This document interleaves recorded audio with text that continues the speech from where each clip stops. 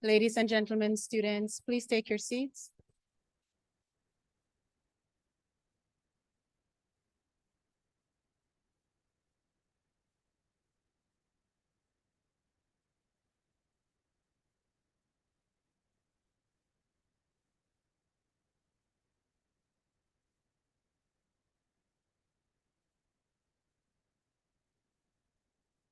We are ready to get started. I know that you have all been eagerly anticipating and patiently waiting. And so we are now ready to start a very interesting and interactive event.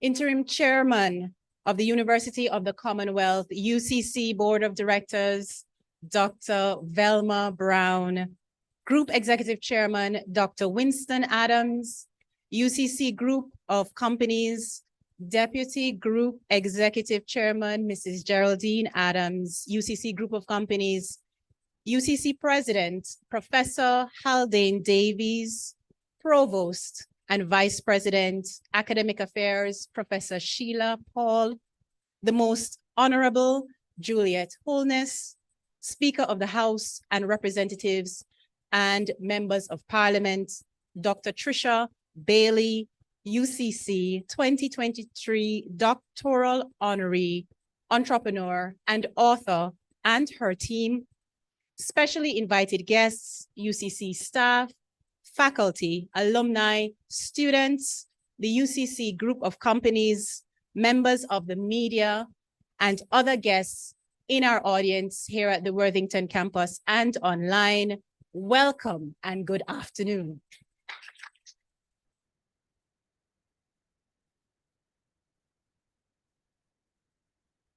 Thank you for attending this meet and greet and book signing event with our very own Dr. Trisha Bailey. We will jump right into the proceedings. I am your Master of Ceremonies, Mrs. Tajay Knuckle-Wint, and at this time, I will invite UCC Chaplain, Pastor Samuel Lewis, to give the invocation of today's proceedings. Good afternoon, everybody. I share a text with you. It says, you know with all your heart and soul, that not one of all the good promises the Lord your God gave you has failed. Every promise has been fulfilled. Not one has failed. Shall we pray? Our Heavenly Father and our God, we come to you this afternoon with praise on our lips to you for preserving our lives. So many things could have happened last Monday when we had that earthquake, but you are a good God and we are grateful. We ask your special blessing on this book signing activity and other activities that will take place here this evening. We seek your special blessing on all the participants, and we pray that everything will go well and that you will cover them with your blood and cover them with your special protection. Bless the activities and take over as we leave the chair and all others into your care. For this afternoon, we say thanks. In the mighty name of Jesus, amen. Amen. Thank you so much, Pastor Lewis, for bringing those words of coverage over us. At this time, I would invite Mrs. Nigen Lewin-Brown to share a musical selection.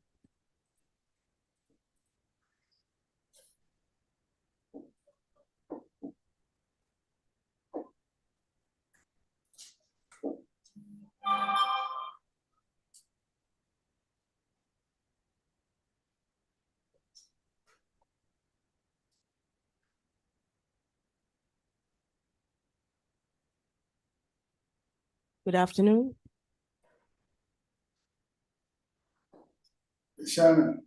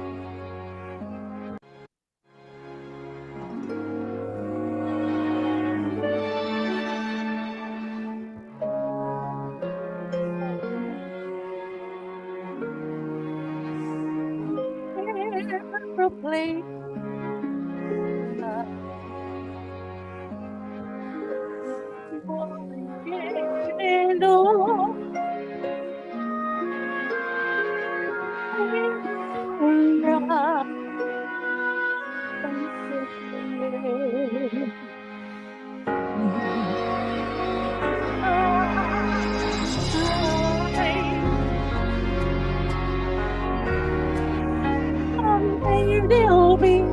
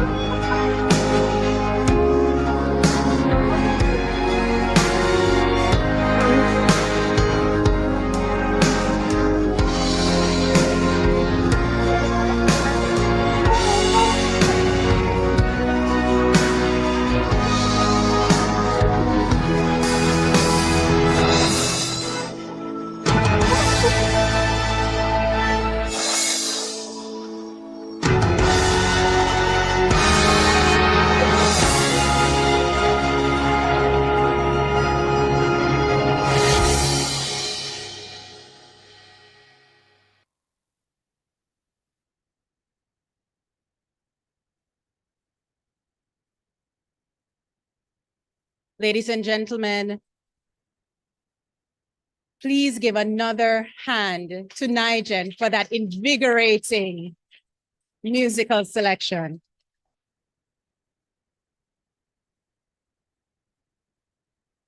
At this time, I would invite UCC's president, Professor Haldane Davies, to approach and make the introduction of Dr. Trisha Bailey. Please welcome him.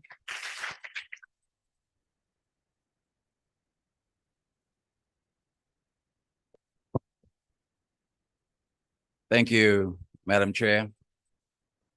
The most honorable Mrs. Holness, Dr. Trisha Bailey, our special and honored guest here today, Dr.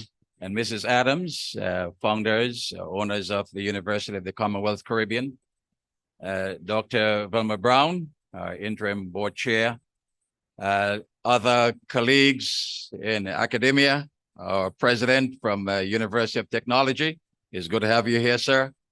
And other guests, members of the faculty, staff, students, welcome. I'm extremely honored to have the opportunity and the privilege to extend a warm welcome to each one of you assembled here today. As I stand here and look out at the audience, I must say, you look real good.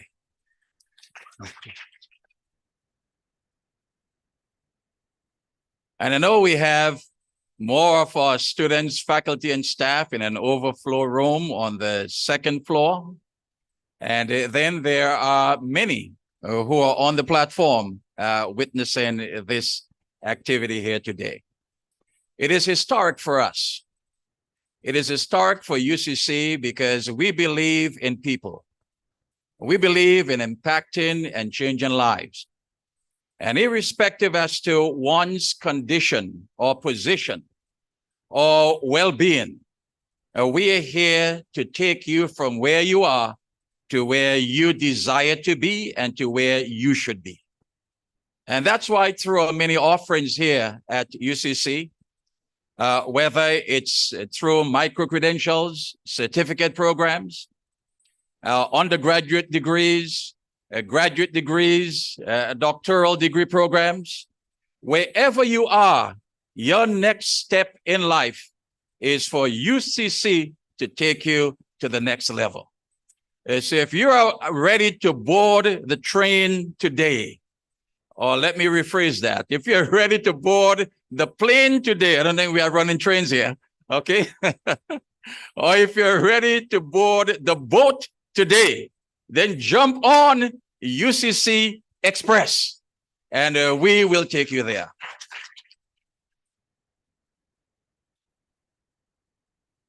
When we think of the opportunities that lie before all of us, we only see a future of sustainability, of resilience for this country, for our region, and for the world. And for this country in particular, and our students here at the University of the Commonwealth Caribbean, we believe that when you decide to make an impact on the lives of others, that's a decision that reflects upon your own life, because we become changed in the process. Here at UCC, we are not afraid to look at new endeavors and new opportunities and new innovations, because our desire is to be already there when the future arrives, to give our people the opportunity to think beyond the here and now, and to ensure that we have a better future for everyone. Dr. Bailey, we are truly honored that you're here. And this event today caps off 2 weeks of interesting and meaningful things for UCC. Last week, Monday, in this same room when the earthquake shook, okay, and we had to relocate to the outside, we were celebrating the naming of the Joseph Aaron Matalon Library here at UCC. And that was a signal event.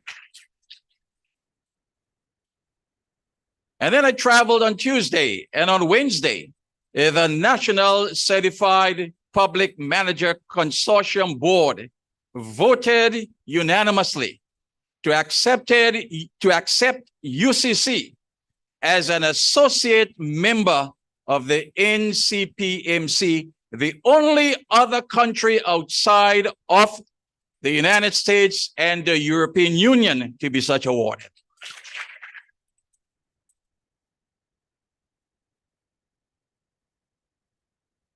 And before this week comes to an end, I look forward to signing an agreement. I see a legal counsel here with our counterpart in the European Union, in Amsterdam in particular. This will be the second stage to make all of our programs available to the between 11 million to 15 million people of Caribbean and African descent that live in the European Union right now.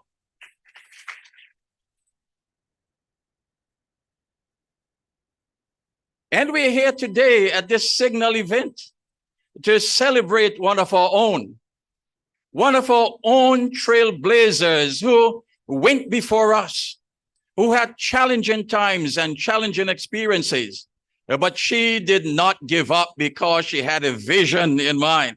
She knew where she was going, and she is there and continuing to inspire the rest of us to get there.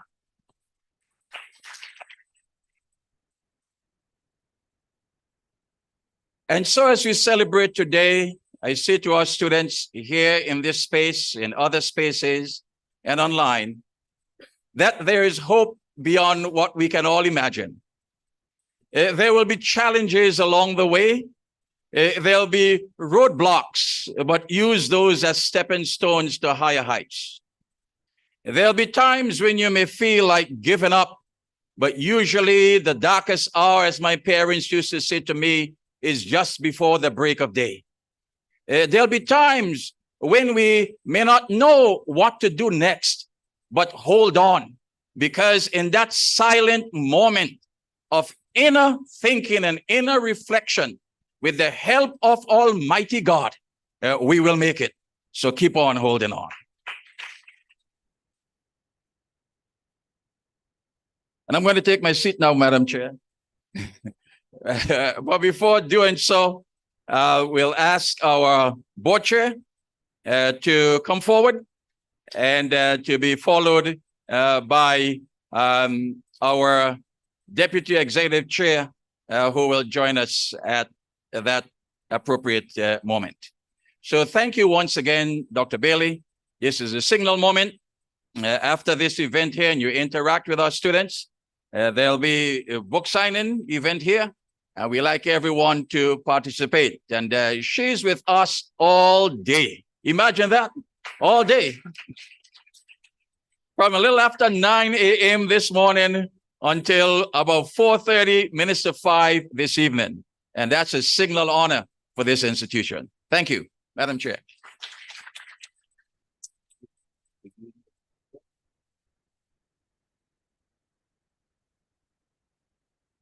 Professor Davis, thank you so much. It is indeed an honor this morning to be standing here to again welcome Dr. Trisha Bailey. Of course, I have to acknowledge all the distinguished members in the audience. Madam Juliet Holness, we are delighted that you are here. We are honored that you are the first speaker of the House. As a female with a husband being Prime Minister, and this morning, and she's also an MP. Let us give her a round of applause for that.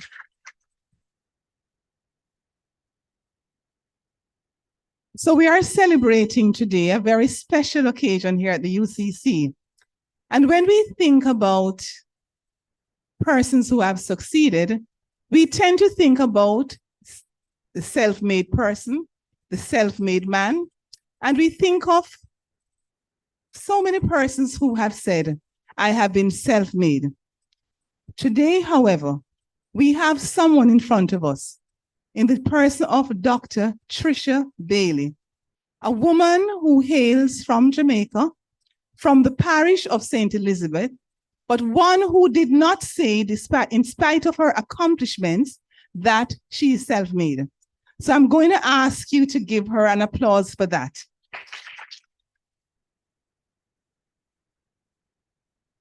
We honor this morning the fact that she has recognized her roots.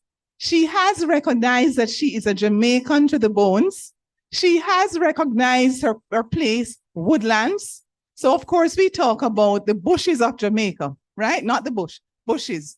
And Woodlands is one of those places where you have Peeny Wally in the bottle, for those who can associate with it, where you have to sometimes talk to the bushes because that's your friend that you have, right?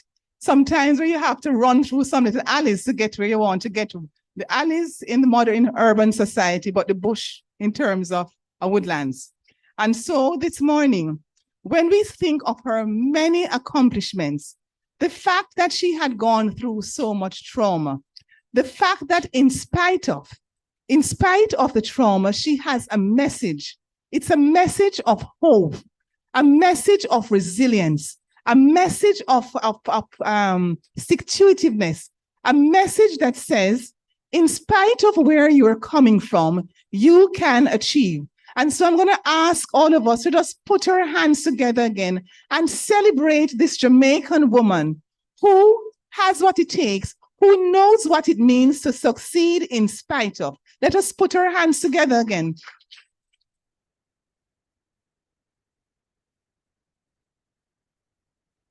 At the UCC, one thing we are quite sure of is that her mission aligns completely with the mission of the UCC. There is a synergistic connection between what she believes in, between her approach to life, with her vision. For a long time, the UCC has said that we are breaking new frontiers. If you're to look at her book, look at everything that is written about her, you would see that she continues to break new frontiers. And today she's just a stepping stone in terms of where she's going to get to. We are here celebrating her today. And of course, we are going to remembering today. We are going to remember today when we said she is a billionaire. Because when we are talking about her in the future, and I believe in the power of words, we are going to talk about her as a trillionaire. So give our hands, put our hands together. Receive it. So put our hands together and celebrate our future trillionaire.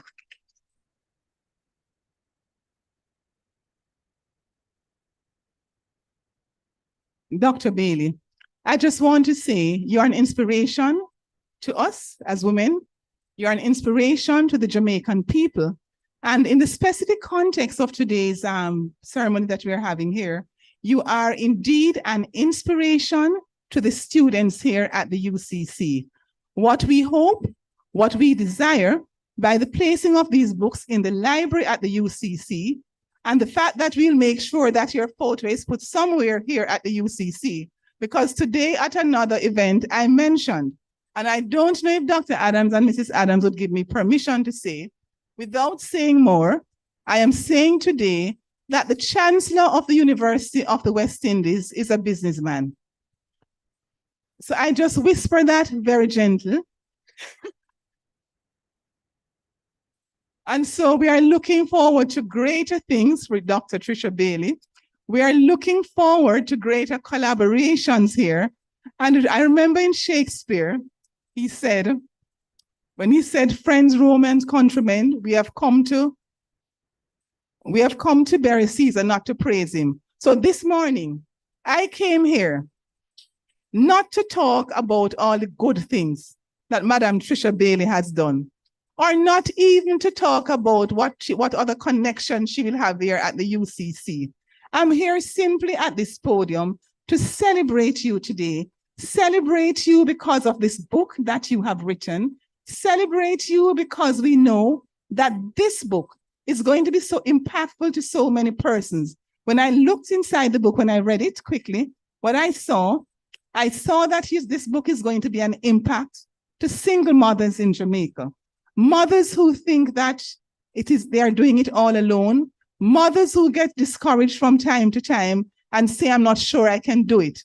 I think of young girls who are traumatized by males as well, and who feel that because of that, it is all over. Well, today, Dr. Trisha Bailey is saying in her book, it is not over.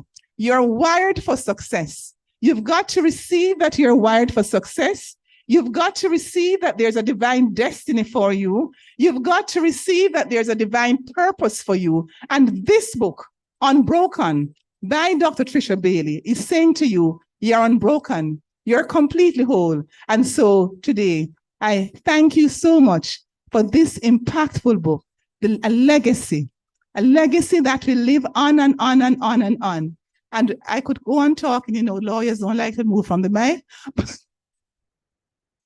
Being a former judge as well, it makes it worse. So what I'm gonna stop now, and I'm gonna ask Mrs. Geraldine Adams, please, to come to the podium. And I want you to cheer Mrs. Geraldine Adams along as she comes.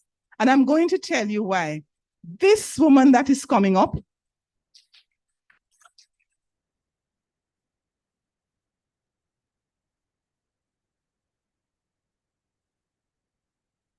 she is the strength behind Dr. Winston Adams.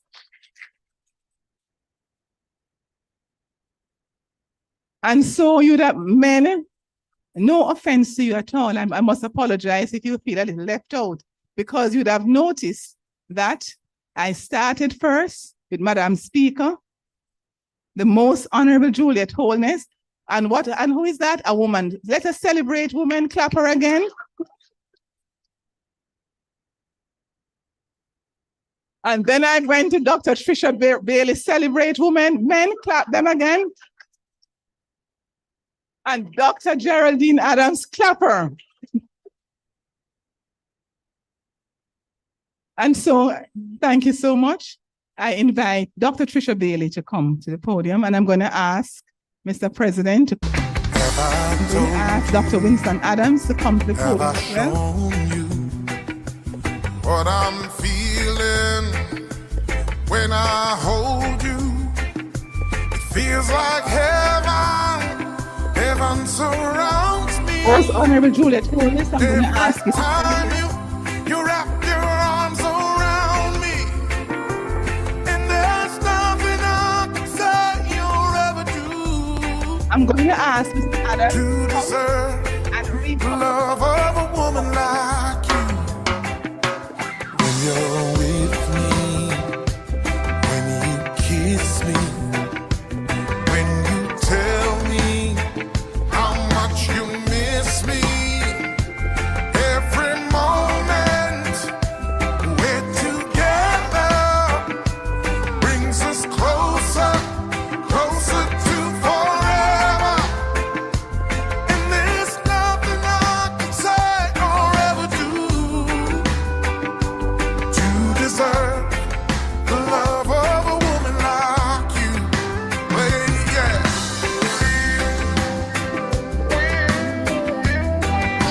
I'm just going to read, hello again. I'm just going to read the inscription. It says, to Dr. Trisha Bailey from the University of the Commonwealth Caribbean on the occasion of your book launch. Congratulations, November 9, 2023.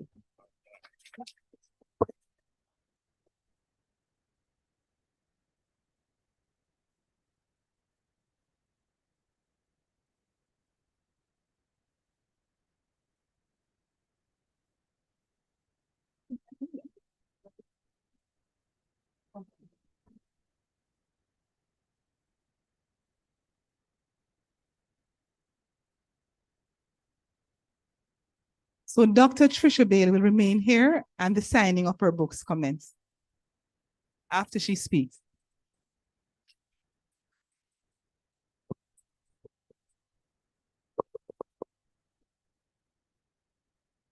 Oh, I am in my beloved home country.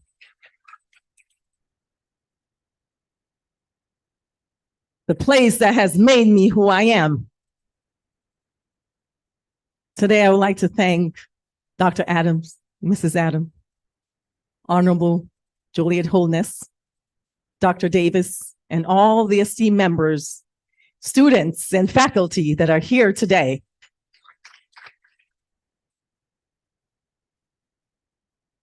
It brings me so much joy to be here with you because I am you and you, I am. As a young girl in Woodland, St. Elizabeth, we walked 3.5 miles to school. Sometimes we had shoes, sometimes we had none. A place where there were not many resources. We didn't have no television, no electricity, no running water. The only thing that we had was our dreams. Dreams so big that not even you believe that these dreams can come true, my grandmother told us. And that's exactly what I did. Everything that I did, I put my everything in it. I gave it my all. Every trials I encountered, I figured how to overcome. Every trial that I encountered, I made sure that it did not become me. I experienced the pain, but I did not live in the pain. I knew from a very young child that my excellence lies within me, just like your excellence lies within you. And that is this amazing university is teaching you to be innovative and to make sure that you're touching your inner self. Make sure that you are becoming that excellence that you truly are. It is giving you resources and opportunities to enter the world, to be successful, to empower yourself and to empower others. As I stand here in front of you today, my responsibility to you is to help you. It is to guide you, to inspire you. It's to help you to see your hope and your light. Because in every storm will eventually run out of rain. And at that point, you can see your true light, like mine has. So I decided to write Unbroken when I discovered my purpose. In 2008, I was in a coma. I was in California. And at that point, I did not see my light. I saw only darkness. And at that point, I said I did not want to live anymore. And I was in this coma for 8 days. And when I came out the coma, I was transitioned from California to Florida. My larynx was clipped, so I could not speak. I could not walk, so I was wheelchair bound. And during my transition from California, I had a layover in Atlanta. The flight attendant escorted me from the aircraft and placed me in a corner. And I waited and I cried for 2.5 hours for someone to help me. I signaled, but no one came. And at that point, I realized that the disabled was invisible to the world. And that's when I started my medical equipment business, because I never wanted a single person to ever feel the way that I did. And as I go through my journeys and my trials and my tribulations, and I knew that my calling, that God wanted me to be greater and grander than my current circumstance, I decided to share my story through my book, Unbroken, with you. And the reason why I decided to be so raw, because I know each of you have your journey and your obstacles and your trials. And sometimes you feel as though you can never make it beyond that moment. And it's too hard and I just can't do it. But in my book, you will find, although I'm in a financial space of excellence, I didn't come from a financial place of excellence. I did not come from anywhere that anyone gave me $1. I did not come from a place that anyone gave me a cent. I came from a place where there was nothing. The only thing I had was my dreams, just like I'm sure some of you are. I took full accountability for what I do and how I inject myself into the world and how I inject myself into each and every one of you, because that is my calling, is to help others. So in Unbroken, not only will you find ways to overcome your own obstacles, you'll find ways to build your empire the way that I have built mine. You'll find ways to climb out of that dark hole the way that I have climbed out of that dark hole. And I know, because when I was 14 years old and I'd just been in America for only short period, I got there 13, almost 14. I had some of the worst things that has ever happened to a young woman happen to me. And I read Oprah Winfrey autobiography during that time. And I saw her on TV. She wasn't touchable, but she was real. And I said to myself, if she can overcome, so can I. And because of her autobiography, I was able to gain the strength that I needed to fight and figure out a strategy so that I can escape from the torment of my home. And I am sharing my journey with you so that if you are ever in those moments of darkness, you know that your storm will run out of rain. You will stay focused. You'll be committed to your process. You'll strategize because Jamaicans are the best innovators that I've ever known in my life. You will figure out how to touch the next young girl or young boy that comes next to you.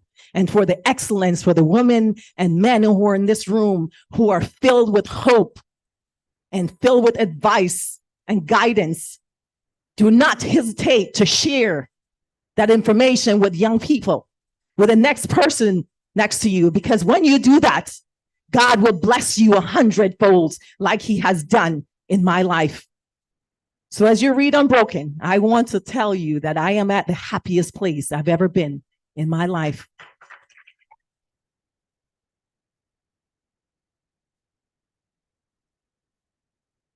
I have given ways. So I spent 10 years doing talk therapy because when you eat healthy, you take care of your body.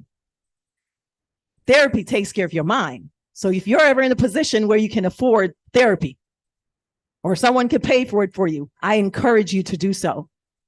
So I did talk therapy for 10 years.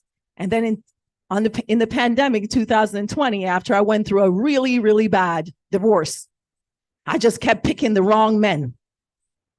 Just kept picking the wrong men.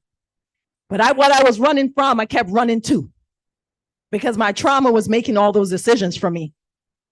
And when my trauma made those decisions, every manipulative ways that he came to me and every ways that he came charming, I fell for it because I didn't know how to date normally because I was tormented as a young person. So I started doing what's called EMDR therapy. It's the non-talk therapy. It's a specialized trauma therapy. And as I went through this EMDR therapy, I realized that now I started dating normally. Now I start releasing the toxins that's inside of my heart, the toxins that's inside of my mind, and I replace it with peace and love, what I have been running to all my life. And as a result, I am now in the happiest place I've ever been in my life.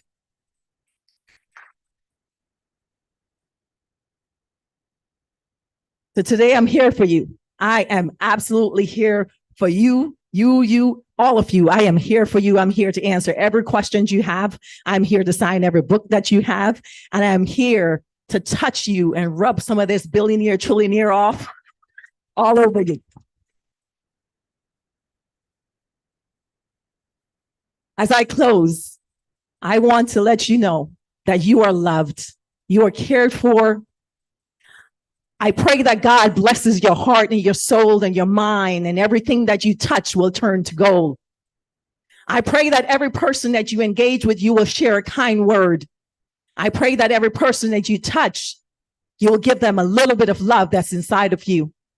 And the reason why I pour so much love into the people around me is because if I don't give them love, I cannot expect them to give love back. It's just like a bank account. If you put nothing in it, you can withdraw nothing.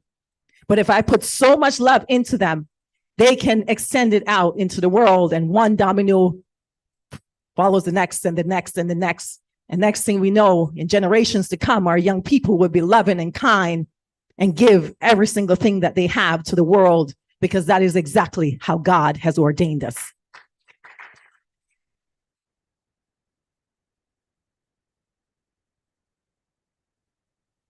So I believe that we're going to open up for questions.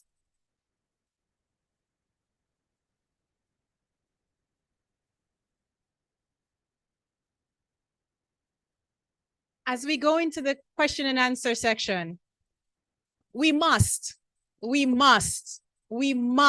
recognize Dr. Bailey and the words that she has shared with us. Please help me to give her a resounding round of applause.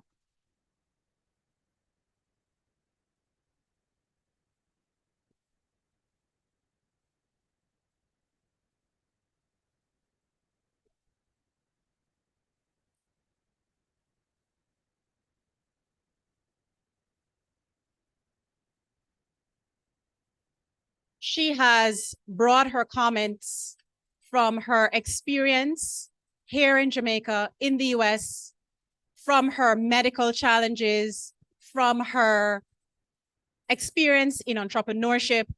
And so, as she mentioned, yes, we are going straight into the Q&A section. Those of us that are here, you have the opportunity to ask questions directly to her in person, and those online and in our satellite locations as well. You can indicate on the platform, and you will also have the opportunity to ask Dr. Bailey directly.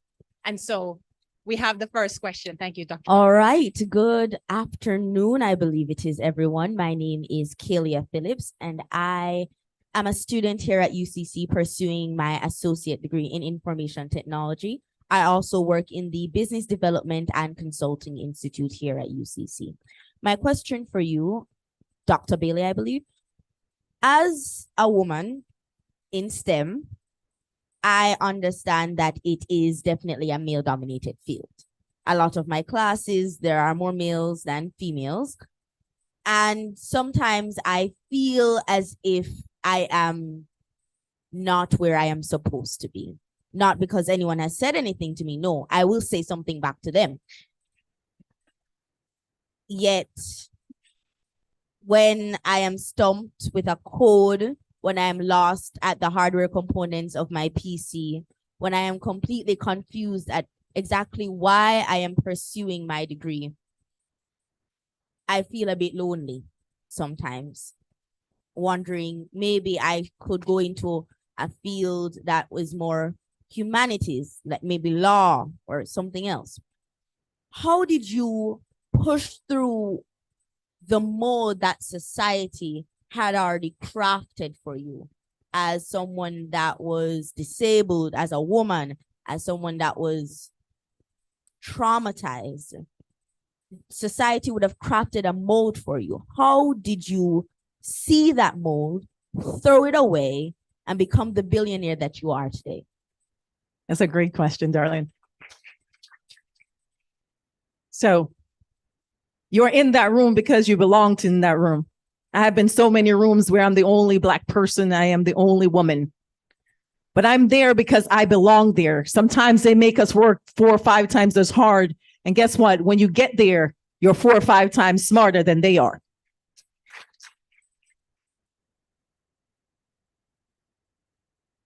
I've always had the mind frame that wherever I am, I belong exactly there. And I am going to work so hard that they cannot deny my excellence. So I see you on top of your field, telling all those men what to do.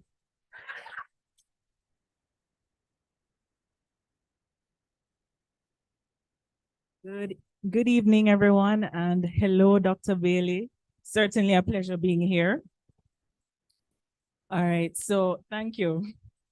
All right, so, musing on Britney Spears' book, The Woman in Me, when she talked about her challenges in terms of having an abortion with Justin Timberlake, she was more of a victim, but I do realize that the tone in your book is you owned your reality, and you didn't try to paint anyone as, oh my God, they're doing this to me. And that Ricardo guy, I want to fight him, mother. But I'm not going to all of that right now. Jesus, the battle come out. My question to you is, my fair lady, how important is accountability to you and not being a victim in your success journey? So growing up, I grew up with my aunt and my uncle, so I knew what love looks like. They were kind and loving. I never saw them arguing. I never saw him talking poorly to her. So I knew what good looks like. And knowing what good looks like, I knew what I wanted. I knew that none of those circumstances will hold me because you can manipulate it and get me, but I'm not going to stay there once I see your true color. And Maya Angelou said, when someone show you who they are, believe them. So I am one of those people. If you tell me that I could be a trillionaire, by the way, I'm about to be a trillionaire, y'all.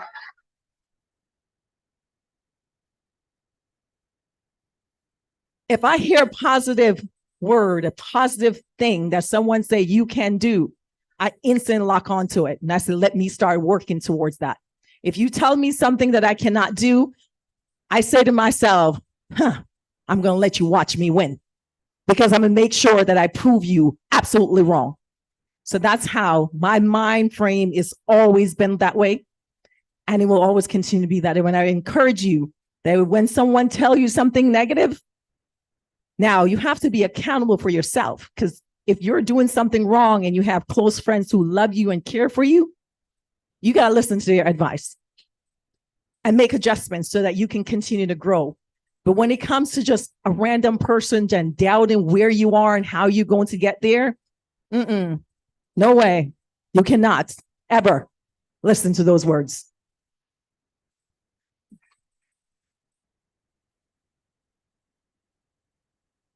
Hi, Dr. Bailey. My name is Stacey Jarrett, and as a financial advisor who is more focused on female financial empowerment, because I honestly believe that women are the bedrocks of humanity. And if we don't get it together, and I also know that your finances is so intricately linked to your emotions and all these other things.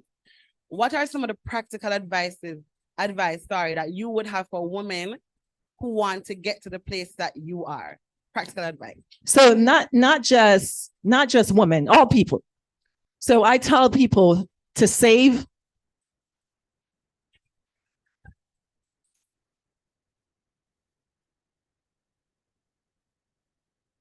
So no matter how much you're making. When I was in high school, my mom gave me $10 a week, $10 a week for lunch. I saved $6 every week. No matter what you're making, you must save, because when you are financially disciplined, you usually are disciplined throughout your life. And then when you are disciplined and now you have saved some money, now you have to learn financial literacy, which means that you have to learn how to invest that money so that money can grow for you. So I usually recommend 2 books: The Bond Market, because it teaches you about the debt market, and The Stock Market, because it teaches you about the equity market. When you read those 2 books, you'll be able to see economical trends. For example, real estate market usually when it's doing amazing, the stock market usually isn't doing so amazing, and vice versa. When international market is doing great, domestic market, and I'm referring like I'm in America right now. So international market is doing great. The domestic market is not usually doing so well. So when you understand unemployment, the GDP, when you understand the different trends that you're looking for in the economy, what it will help you do is to help you to make the right investment. What I tell people, do not invest in anything you do not know about, because that's the fastest way to lose all that money that you have been disciplined in saving. So take time to teach yourself, ask questions from professionals who are in the field, because every single industry, there are unspoken rules. Every single industry might looks like glam and glory to someone else because they know exactly how to maneuver. But every single industry, there are unspoken rules that unless you're in that industry, you will never know those rules. So do not just leap into something that you have no idea about. Make sure that you're a student of investments and a student of everything that you want to do.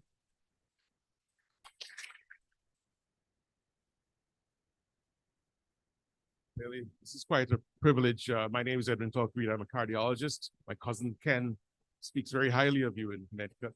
But I just wondered, I'm a great admirer of self-made people who build themselves from scratch. But I just wondered, in building your business empire, was there ever a time that you doubted yourself, whether you could achieve? Because right now we feel your energy, you feel your confidence, but was there a time, and what kept you going? How did you overcome that? Oh, yeah. Period? Yeah. Yeah, there've been many of those times. Jesus. I had a good friend of mine. If you start, you're an entrepreneur and you start trying to figure out your ways in building the business, you must have that one person who's positive, who's encouraging you. I have a good friend of mine, Dr. Howard Bragnott, gastroenterologist, and he and I used to compete at who leaves the office earliest. I'm at the office until 10, 11. If I leave at 11 o'clock, he's still there. And I'm like, oh, I beat you tonight. And every time that I felt like, I said, when I build this company to 10 million, I'm going to sell it and I'm just going to enjoy my life. Well, when 10 million comes, it gets a little bit easier. And then you start building other things. So you must have people in your circle who are cheerleaders for you. Those people may not be the people you have known all your lives, because when you start a business, oftentimes the people you think are going to support you do not.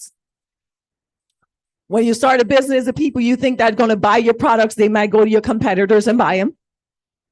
It might be a complete stranger. And at this time, I had just met Dr. Bragnott, and he and I became friends. And every time I was having my meltdown, and every stage of business, no matter what stage of business you're in, there's going to be those days. I've had those days last week. Yeah, it happens. And the higher you go, sometimes the harder the challenges are. But you must have somebody or people that's in your circle who wants to support you and help you to get to that path. Whenever it gets so hard and I'm like, okay, let me stop.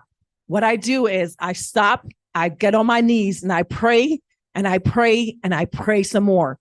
And when I get off those knees, God usually give me the guidance so I can start strategizing what direction I need to go and how I need to get customers. Because the number one thing in business, you must focus on the macro level, getting that money inside. So if you own a business, I always recommend your first person that you hire is a salesperson. Why? Because you can focus on the internal components of the business while that person is bringing the business into you.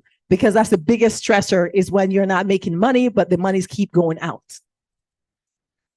Woodlands must be a special place. Dr. Wayne Kong is from Woodlands. He's the first CEO of the Association of Black Cardiologists. I'd love you to meet him because he's written like you, and it's wonderful that such great people come from Woodlands and Elizabeth. And he's very proud of you. And I know you're wonderful because my dearest friend, Ken, is friends with you. Your cousin, your family's even better. You got the same genes. Hi, good afternoon, Dr. Bailey. Good afternoon, everyone. I must say I'm starstruck. My best friend actually introduced your story to me a year and 2 days ago, because she said when she read your book, well, not your book, she saw you on TV. Your story reminded her of mine. I'm an entrepreneur. I'm also a student here, doing an MPA. I also am a serial entrepreneur in that I have several businesses. I try my best to be motivated. Like this Friday, I'm actually closing one. And the gentleman here asked a very good question, which I was going to ask as well. But how do you know, you say you need someone? I'm a widow. I'm a single mother, 2 daughters at you, we're doing medicine. It is very difficult. It is very difficult, especially in this economy, to keep money going, to keep things moving. I mean, paying basically 9.2 million every year as a single mother. Plus you have here that you have to pay school fees, you have to gas, toll, mortgage, food. It's very difficult. And at times it feels like I should just go work and give up. How is it that you can say from a female's point of view? I can't say I've helped with a man because I'm very unlucky as you are. I hope to be lucky soon. Me lucky now though. Congratulations. But how do you keep it all together? How do you, I do speak at events. I work for Heart Trust too, part-time. How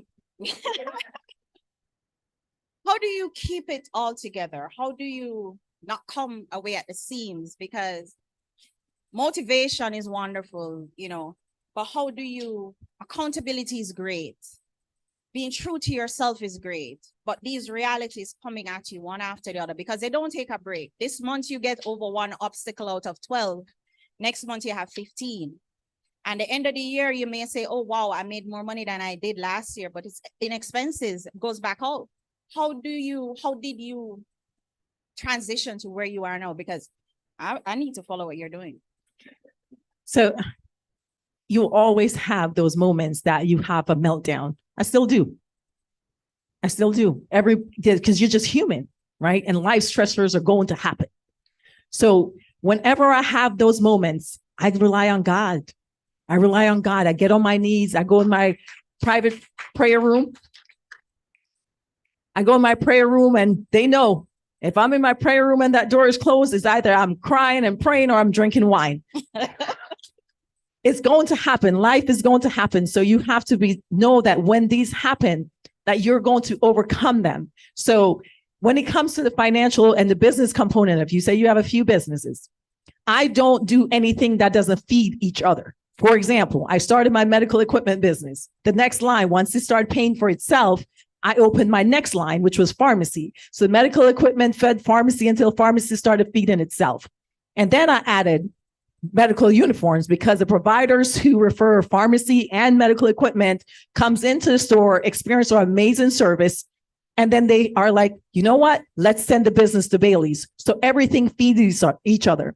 Then I added real estate because one company rents from the other company. And you have to make sure that whatever you're doing, you're staying in your lane. You have to stay in your lane and make sure you're not opening something else until this number one is feeding itself, because you got to give it all your energy, everything you have, and hire a sales person or sales team. Okay, thank you.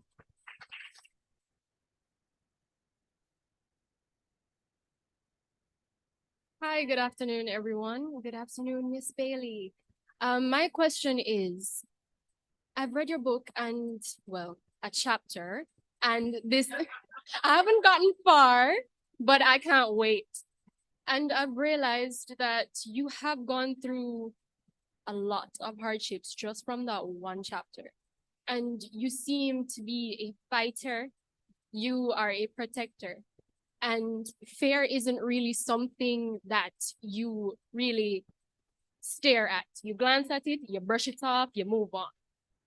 How do you block out the fear? How do you keep focused, single-minded? Well, not really single-minded, but how do you laser focus on something, and how do you jump out of the fear when it grasps you? You know, my COO, who's my first employee, he says to me, that's one thing, you're fearless. So I'm extremely confident. And I am one of those strategic thinkers that I can evaluate an investment opportunity within minutes and know it's going to be a yes or a no. How do you stay fearless? There will always be some component of, okay, am I doing it the right way? But if you have the knowledge, so you have to make sure that you're knowledgeable, research whatever it is that you want to do so that you understand all the underlying circumstances or in regards to like investing or doing a business or whatever it is, so that once you start doing it over time, you're no longer fearful because you just know. For example, I will buy a building. Sometimes I don't even look at the building because I trust. I also have a grand amount of trust in people. I start everyone at 100% trust. And then if you break that trust, then you dwindle down. And once you do, then I let you go. So I know some people, they start at 0 and move up. I'm the complete opposite, 100 and go down. So you have to be able to trust others. And when you trust others, what you'll start seeing is a light that opens up. But trust in others, right? Because people will disappoint you, but God will never, ever disappoint you. So no matter what your circumstances are, just know that as long as you are prayerful, so what, some people just pray and they move on. So you got to pray and ask God the question, and you got to stop and listen. And once you are in the word so much, you'll start having these divine spiritual connection with God that you know that's him that's talking. You'll be able to hear his voice separately. And I know you're young. When I was your age, he would tell me that, and I'm like, I don't know, okay. But over years, it builds and it builds. But make sure with your life that you're disciplined, financial discipline. Whatever your goal is, you set that goal at the start of every year. I still do it. I have a book. I write the numbers. Every goal should be written in a number because numbers are not changeable. So, because if you say you want a lot of money, your a lot of money might be different from my a lot of money. But if you say I want $100,000, now you know that you got to take 1 step, 2 steps, 3 steps, because you can't jump from step 1 all the way to step 10. You have to climb that ladder, but making sure you're doing all the steps necessary to get to that 100,000. And at that point, your fear will start dwindling. Okay, thank you very much. Hi, Dr. Bailey. I'm Juliet. And my question stems from something I believe that we need more in Jamaica. We start at home and then in the wider society. You spoke about your experience of knowing and appreciating what love is and what a loving family was. So when you experienced what that was not, you knew what you wanted. Additionally, you have had the benefit that many have not had of having therapy. What can you do in your role as an absolutely inspirational speaker and motivator to talk to our young girls about the type of male company they should keep and encourage, and our mothers about the types of boys they should raise, and our men about becoming the head of the household, the leader of the family, the man who is encouraged to be the best he can be, the best version of himself, because ultimately that is actually what builds our society and makes for us as very strong women a life that is meaningful for all of us. I would say, if you had asked me that question 4 years ago, my answer would have been completely different. My answer would have been, you know, I pretend I'm docile. I will make sure I elevate my man. I will encourage him. I will do all these things to be the feminine person. Today, because I am in the most amazing relationship that I've ever been in my life, I don't have to do that because you encourage and motivate each other. So he celebrates me at my highest and I celebrate him at his highest. There is no component of my relationship or a happy relationship that is dismissive, is competing.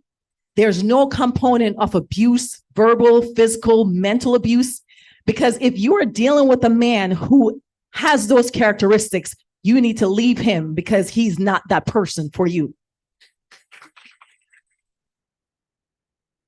So when you encourage your young girls and young women and women, what I want you to know that if you are starting to see, like Mary Angel said, when they show you who they are, you believe it.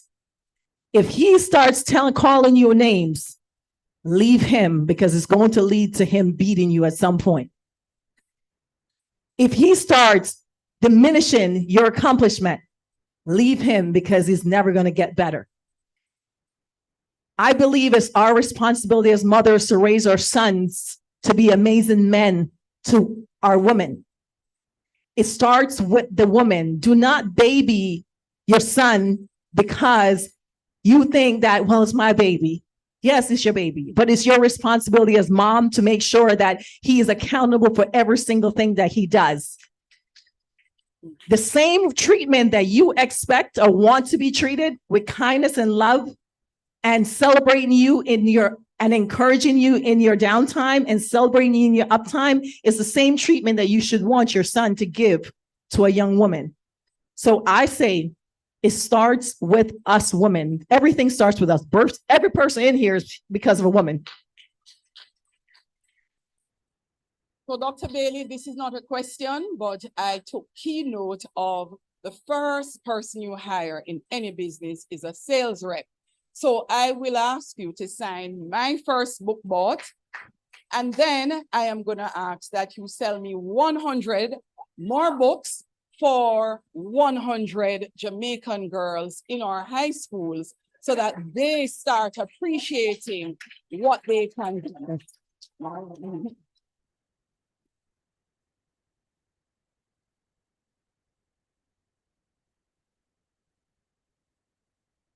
Good afternoon, everyone. Good afternoon, Dr. Daly. Good afternoon. My name is Marcella Reed, a social work final year student. Now, on reading your book, on reaching chapter 9, I have seen the pain, the trauma, and this reminded me of the sensitization, being a practicum student, and the environment that I have to undergo each day. For these girls, they are broken, just like you have shared in the book to say you were only 13 years old. Your stepfather was the one to protect you. But we don't want to ruin the book for everybody. yeah. Okay, so my question to you, with all of that trauma, apart from that, and other things that you go through, what have inspired you to make your story public to the world? What motivates you to I do want so? to help every woman and man, because not just women that comes to me and say that I can see myself in your story.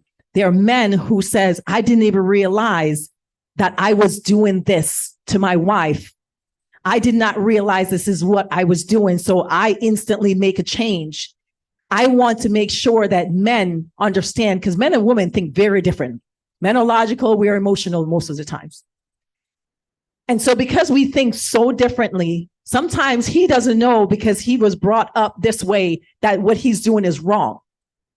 So unless he reads it and see that the pain that is inflicting on the woman that he's dealing with, he may never know because his friends may not ever say you're wrong.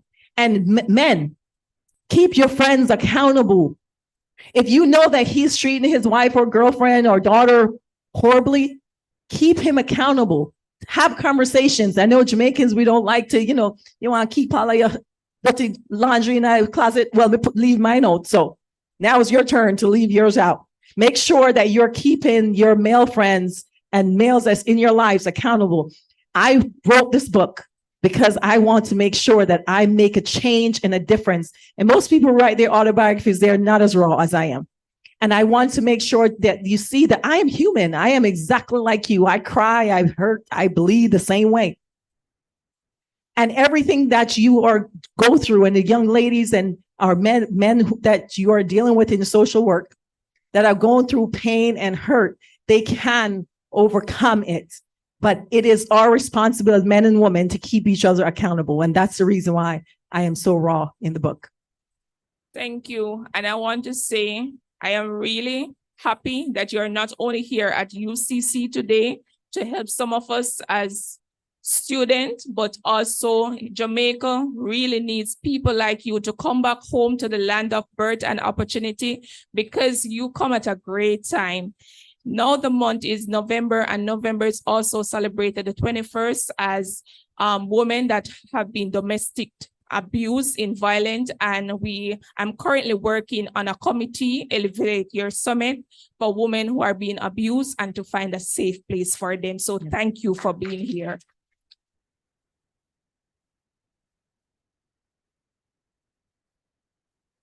Me again.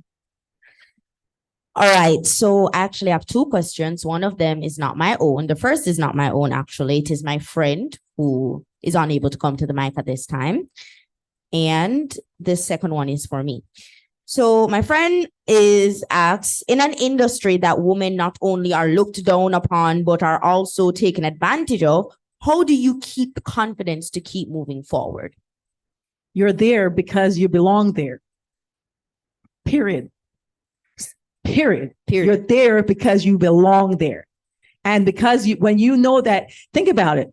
If they choose you, say you're in the room with 10 men and you're the only woman that's there, you have something extremely special because they're not just going to let you in that door like that. That means that you're better than every single man in that room.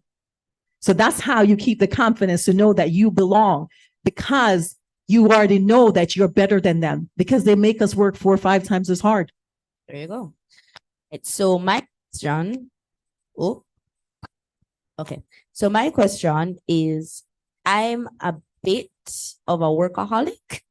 I drown myself in assignments and extracurriculars and just about anything I can get my hands on. I'm going to try and attempt and do it to the best of I am going to do it to the best of my ability. And what that does is that it often puts me in a position where I am not spending enough time or enough money on my own self-care. Because how am I to give of what I am not? I cannot give out if I don't have anything. And so I'm asking you, because for you to have so many businesses, I know that that's a far greater workload than a second-year university student. How do you make the time for you? How do you make the time for the people in your home? How do you balance? So I only participate in things that move my needle in a positive direction. So this moves my needle in a positive direction because I'm helping you. Or it moves my needle in a positive direction because it's financially rewarded. So every night, my 2 young ones, they get tea time, praying time, and story time when I'm home. I only spend time with, I don't gossip. If you start gossiping to me about something, it's the fastest way to lose me. So if you start talking about foolishness that has nothing to do with me, I'm not participating in that. Because a lot of our times are wasted on those things. Mm-hmm. I don't watch garbage on TV. Mm-hmm. Because what goes in your ear becomes you. So if you're listening to the garbage and you are watching the garbage, it becomes you. So now you have wasted 4 or 5 hours that you could have been productive in what you're doing. So I make sure that I am very, very strict with my time. My friends know when I have an unplugged time, do not call me. My staff know, do not call me. If you call me, this better be burning down. That's the only hour I've said. They start talking and I'll say, I'm going to hang up right now. Because when you have your personal time, because there's only one me. So my personal time with my children and my loved ones, it is special. And so I make sure that is the most important thing that I do. Money is great, but it's only a vessel to where you can go, because money can't make you happy. Yeah. Someone else is going to take the position. Someone else is going to take the job. Someone else is going to replace you if you're dead. So you have to make sure that you are the central component, because you're the vessel that moves everything forward. And by the way, I am proud of you. You're doing what it takes to become the next billion and trillionaire. Continue working.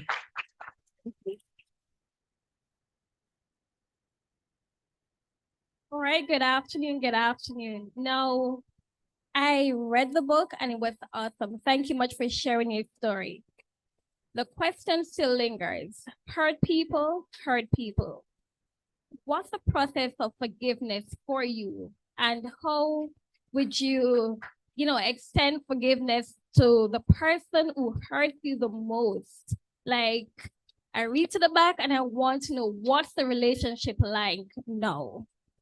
The relationship is actually, no one would ever believe. I treat him, because most of the men who hurt me were my children's fathers. I treat them just like I treat everyone else, with lots of love. And I happen to have this, I believe this is a gift from God. I don't know where it's come from, but I think it came from God. I do not hold on to nothing. If someone hurt me at the deepest level of hurt, I will love the next person just as equally I love the next. And the reason why is because that's not the same person. And I give them all the same exact opportunity.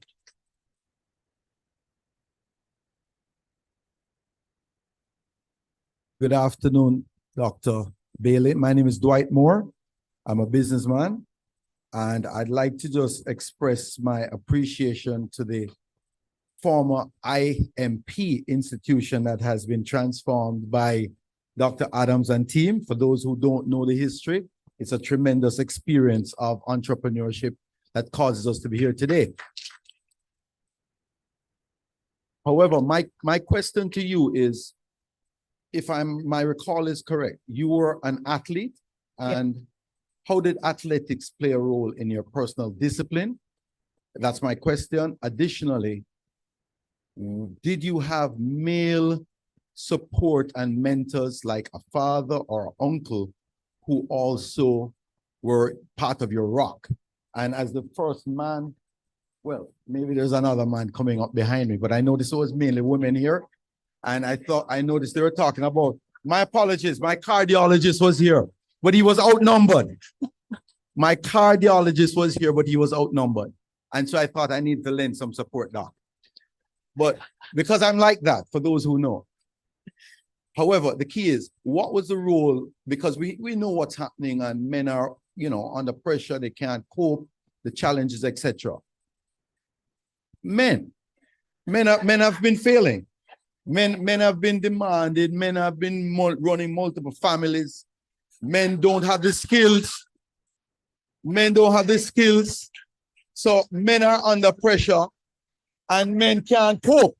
I can, right? So I'm here asking, I've grown up with a father, and my daughters and my, sisters, and a lot. I notice women who have been mentored properly by their fathers actually are able to contribute significantly and relate to men as well.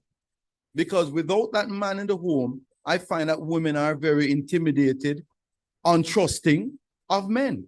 And so their familiarity with men have helped to build many families, and even some of our international athletes, local and otherwise, have spoken to the role of the family and that of the father. And I notice we're speaking heavily about women and the adverse men who don't follow through. And I'm sure those things exist, and they do exist as a fact.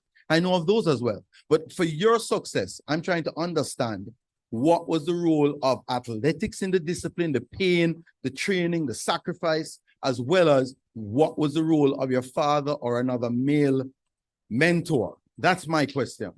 Those are great questions. So athletics played a vital role in my success, because my first opportunity of success came from my track scholarships to University of Connecticut. And the reason why I started track, I started wanting to escape from home because home was not safe for me.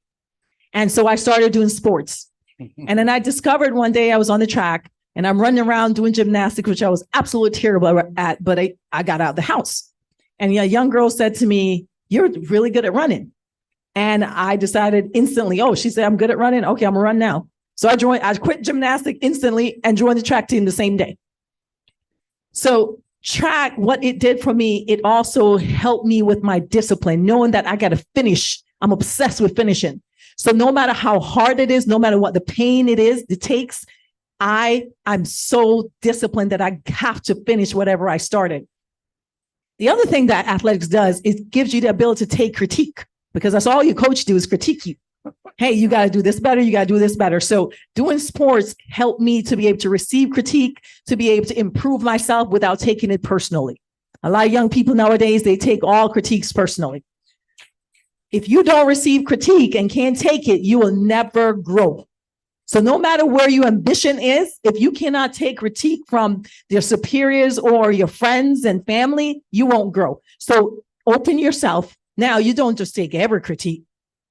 If I hear it 3 times, I give it 3 times rule. I hear the same thing 3 times, it means that I need to start making a change.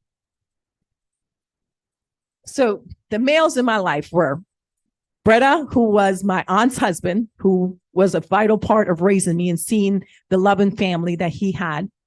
And then I had my uncle. He used to be the supporter whenever we were with my mom. He was a supporter of us. But outside of that, I didn't have any male roles. I didn't have any male figures that I would say, let me run to this person. Let me ask them questions. I kind of had to figure it out. And because I had to figure it out, I ran into a lot of bad men. because I didn't know. And you're right, women who don't have those male influence in their lives, those positive male influence in their lives, not the ones who have, well, it's okay if you have two families as long as both families know about each other. The positive male influence in their life sometimes is like, we don't know how to relate to men. Matter of fact, I used my good friend, C.K. Mulford, who's the writer of my book. I said, okay, I'm on the ledge. You need to talk me off of it. I said, so he said this to me. And he's like, that does not mean that, Trish. But so if you're a woman and our minds go differently sometimes than men. If you have a male that's in your life, ask for their advice, because then you start kind of understanding how men feel, what they're saying, and how they're saying it, because a lot of times we receive it completely differently than what he intended for it to be. And I'm assuming you're a positive male, since I don't know you, so I assume that.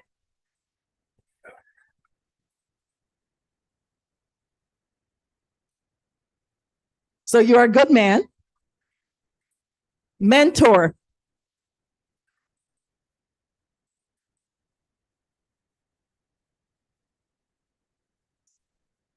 Mentor. Men like you are needed. Men like you are needed to mentor boys so that these boys know that they have to be better, or that they're making a mistake and that is not normal, because he may come from a family that all he saw, because what happened if this all you saw is bad, you think bad is normal. But if what you saw is good, or good and bad, you're like, you know what? I don't want to be like this person. I want to be like this good man.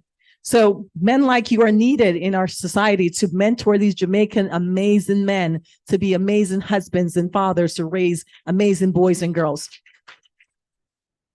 Thank you so much, Dr. Bailey, for answering the questions that are being asked, and the opportunity. I'm sure everyone in the audience can really appreciate that there's so much that you can share with us. And so what we're going to do, in the interest of time and in the schedule of Dr. Bailey, she does have a full day, and our specially invited guests, we are going to accept the last four or three questions. And yes, so please ask your questions to Dr. Bailey. We are moving quickly, so please ask your questions quickly so that, right, okay. And Dr. Adams is reminding us about those persons online as well. We are aware that there are persons online. They haven't submitted those questions as yet, but if you continue to hear the questions, we have room for one question online. So please go ahead with your question.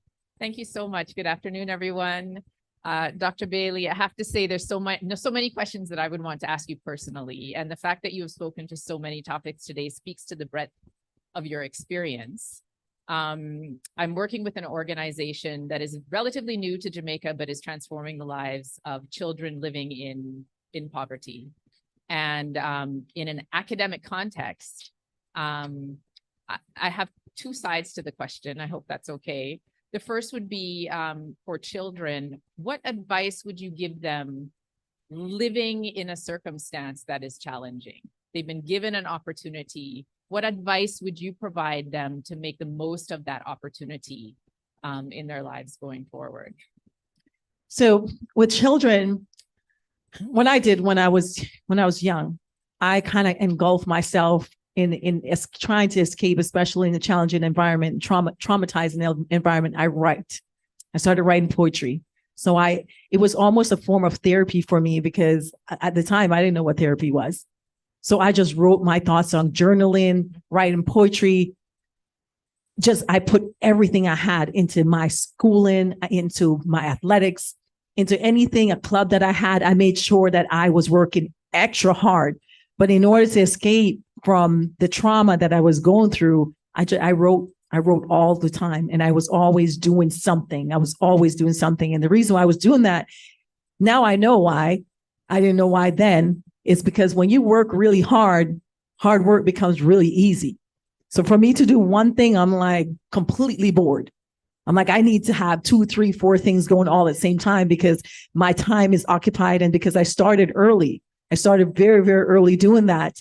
and I would recommend to the children, based on their ages, of course, is to journal. Journal and just give whatever it is that you do in your school, your athletics, whatever clubs that you're in, whatever it is, assignments, give it everything that you have so that you can escape from those type of torments. Right, right. Thank you. And I asked from two sides, in terms of teachers in the classroom, how would you connect with a child who doesn't see hope or opportunity before them? How would you help them to see hope? You have to give them a lot of love. Yeah. A lot of love. You deposit so much love into them that they actually know that there is love somewhere else. But you know, with children, you have to give them love and discipline. It has to come from the same bucket. Yeah. You can't be one person's discipline, the other person's giving love.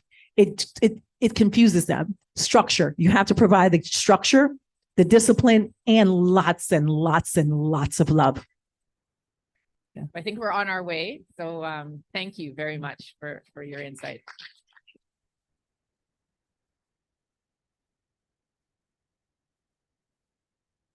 Dr. Bailey, audience, good afternoon. My name is Winston McLean, a recent IT graduate, and I hope I can be the next St. Elizabeth person to reach your level of success. In your book, somewhere in chapter 5, I think it was, or somewhere along, you mentioned your struggles where you were, you know, poor, you didn't really see yourself, you didn't recognize you're poor, and times when, you know, you try to delay going home just to avoid those abusive situations. And in your schooling, the struggles that you had, how it affected you in terms of those stress and so on. My question to you is, what advice would you give to persons going through such struggles, and how they may be able to pull themselves out of that sort of web? So as students, I would say that if you're going through those type of struggles, you just have to make sure that pretty much the same answer. Whatever you're doing, give it your everything. Because what happened, in order to really find your purpose, you must give it your everything. Because if you half-ass what you're doing, you'll never know if you're really good at it. So you give it everything that you have, like whether it is your schooling, whether it is clubs, whether it is a job that you're doing, you give it your all so that you know if you are excellent at that specific thing. Finding friends or support staff, support system that will be able to encourage you. Maybe they're going through the same challenges that you're going through and that you guys can actually talk. Do not trauma bond. That is not a good place. Do not trauma bond. You want to trauma heal. So whoever it is that you're engaged with, make sure that that person is injecting positive energy into you, and you're injecting positive energy of how to overcome into that person. And so that's the advice I would give to someone like that. Thank you. Good afternoon, Dr. Bailey. My name is Marcia Blago. I'm a final year student. However, reading your book and watching you on TV first, you know, everything, my childhood life, everything came back to me because, you know, we share similar stories. My question is to you now, how, like, I was married, and in that marriage, you know, he didn't want me to excel. I know there was excellence in me, even though I didn't know my parents. I didn't know my father and my mother. So I didn't know love, so I made the wrong choices too, even in marriage. And when I decided that I want to go back to school, and he said no, and I have to stay home with the kids, and I am the determined person. And I said, well, I am not staying home with the kids. So one day he come home and the children were in nursery. And I step out, and here I am today getting my degree. I've worked 28 years, yes.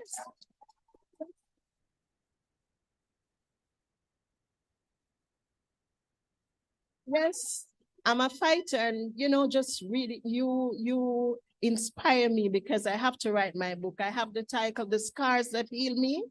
So I'm ready to write my book, and just watching your book, I'm so thankful because it even empowered me more to push harder to get my book out, because I have to empower young people, especially females, to tell them that youths still have a chance. Don't matter what your circumstances are, choose God, let God lead you, and He will direct your path and you will come out successfully. Here I am today. Yes.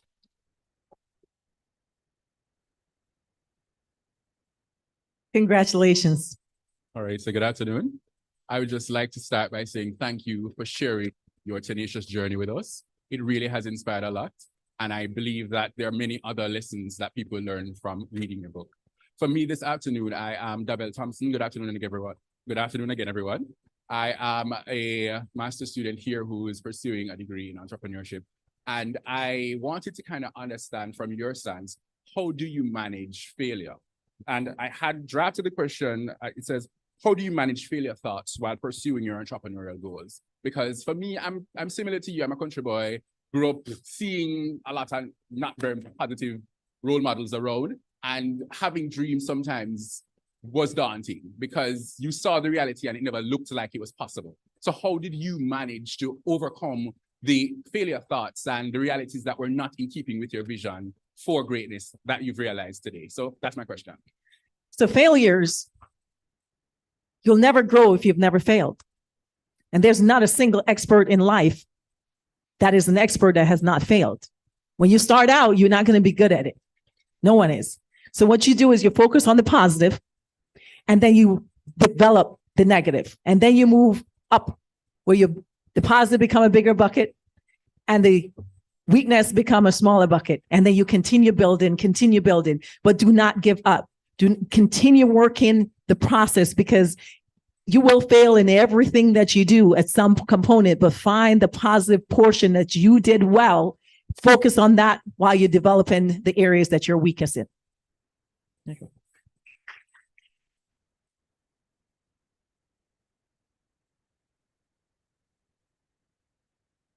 And our final question, Dr. Bailey, is from one of our online attendees. And Shante Burke asks, are you open to mentorship? And can you be my mentor? Especially since I am a recently published author of my book, Broken Glass Still Reflects Light. And I also want to continue positively impacting others and, of course, become the first billionaire in her family. Yes. So I get asked about probably 1,000 times a week to be a mentor to different people. And I want to, but I don't have the time.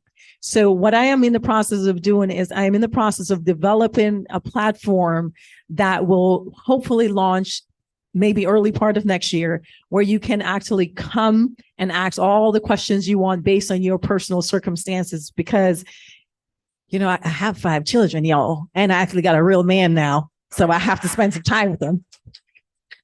So one advice I would give her, if she's an independent published author, is I need you to tell me the name of the organization that she can get her book reviewed. Yeah, so she's not in here, but there's several book publishing. One of them is Pubby. Another one is Kirkus. Kirkus, KIRKUS.com. These are platforms that you can, as a self-independent publisher, you can send it to them. They will review it, and based on the review, they will send it out to the masses all around the world. So you be confident in your writing, your book, but submit that book to these platforms, and they will actually help you get it out further in the world. Being a self-independent writer or author is very difficult, so always look for multiple platforms that would push your books out. Also, Amazon, if I'm not sure if you are already selling, it's on Amazon? Oh, okay, great. So if you're on Amazon also, if you can do like Kindle and if you can do audiobook, they will also push your book out for you as a marketing tool. But Pubby, PUBBY.com and Kirkus are 2 of the ones that I would definitely recommend. And also submit your book to several book competitions out in the world. It's not about winning, it's about getting that publicity and marketing and promoting your book through public competitions. I'll give you an example. There was a woman who submitted her book to 8 different competitions. She won none of them, but one of the writers loved it so much that he submitted it to other people, and now she's one of the best-selling authors in the world. So these are reasons why you would also want to apply to competitions.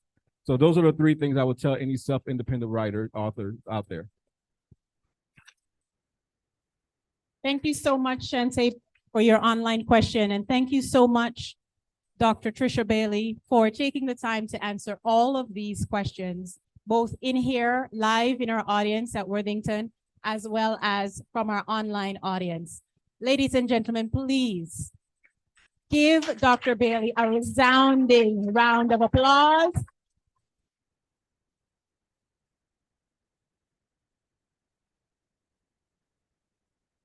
She has given so much of herself. She has given so much of herself and has taken the time to spend so much of her time today with us. And right now we're going to seamlessly transition, give you a moment to catch your breath, seamlessly transition into the book signing, which all of you, many of you have your copies, many of you have started to read. And so we invite Dr. Bailey, please, to have a seat. And persons are going to be able to attend that next aspect by entering from that side of the audience, of the platform, excuse me, and being able to, one at a time, in an orderly way, have a moment with Dr. Bailey to be able to say to her what you would like as the autograph and have that placed in the book. So please, we are going to move in an orderly way. And as we continue to give Dr. Bailey that moment to catch her breath, let me just use this opportunity. Ladies and gentlemen, please hold. We'll use this opportunity to close this segment of the session, and we cannot close without saying thank you to some very key persons. All right, so Dr. Bailey is ready to go. So what we will do is I will quickly say thank you.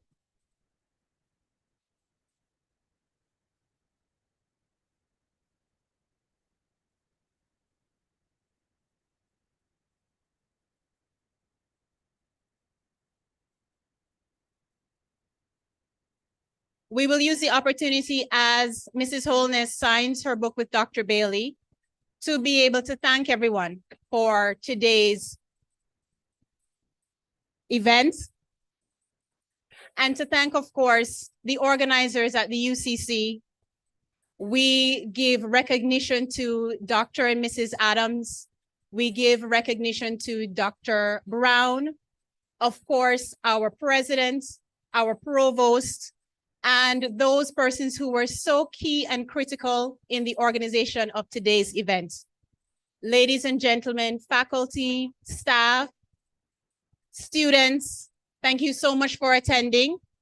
And what we do ask is that you can remain seated while you do wait for that session. We are aware some of you have other obligations. We thank our specially invited guests for coming and spending the extra time with us. And we now close this aspect of the session and wish you all a very good afternoon. Thank you.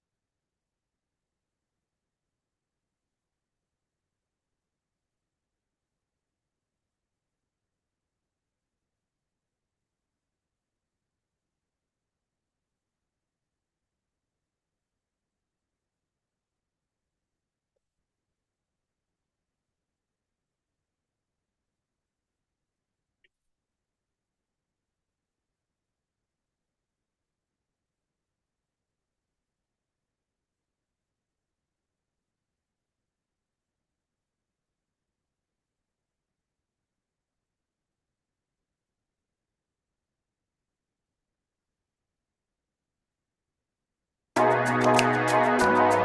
wanna go back home.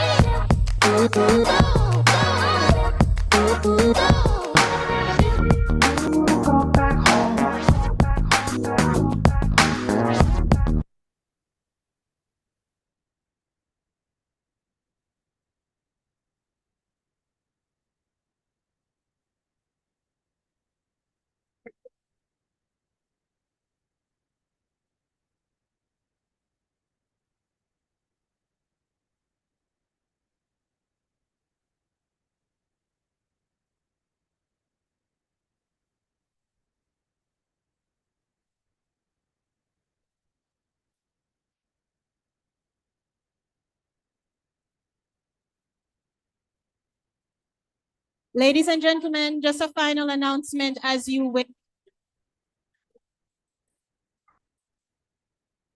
Many persons are asking if there will be copies of the book for sale. The answer is yes. The setup for the purchase of books is currently being arranged in the lobby, which is immediately on the other side of this wall. The cost of the book is $25 US. Just allow a couple of moments for that table to be set up. If you are purchasing a book today, please enter the lobby at this time and form an orderly line so that you can receive and have that transaction done quickly and return into this space to line for the book signing. Thank you.